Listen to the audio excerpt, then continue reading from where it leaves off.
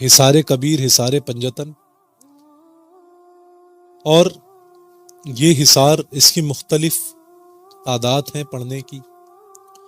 اس وقت آپ کو ہمارے کمپیوٹر کی اسکرین میں جو ہے وہ نظر آ رہا ہوگا موبائل کی. تو اس کی بھی مختلف تعداد ہیں، لیکن اس کی سب سے اچھی اور جامع تعداد یہ ہے کہ کوئی شخص بیرون ملک سفر کر رہا ہے، کوئی شخص گھر سے نکل رہا ہے، کوئی شخص سفر کے لیے روانہ ہو رہا ہے، کوئی شخص اپنے کام کے لیے، کاروبار کے لیے، دفتر کے لیے جا رہا ہے، تو وہ شخص یہ والا حصار 11 مرتبہ پڑھ کے دم کرے تو انشاءاللہ تعالی اس کا سفر باامان گزرے گا.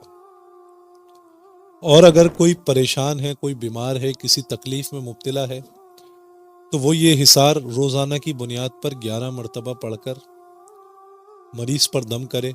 پانی پہ دم کر کے اس مریض کو استعمال کرائے تو انشاءاللہ تعالی وہ مریض بھی شفا یاب ہوگا. کوئی جادو کی زد میں مبتلا ہے، وہ شخص روزانہ کی بنیاد پر 11 مرتبہ پڑھے تو جادو کا اثر زائل ہونا شروع ہو جائے گا. کسی کے ساتھ بد اثرات مسلط ہیں، جناتی معاملات ہیں، تو یہ روزانہ کی بنیاد پہ 11 مرتبہ پڑھ کے دم کرے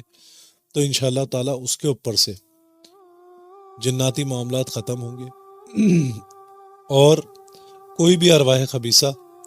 یا اس کے اندر مسائل رذیلہ کے معاملات ہوں گے، وہ تمام تر معاملات جو ہے وہ ختم ہو جائیں گے.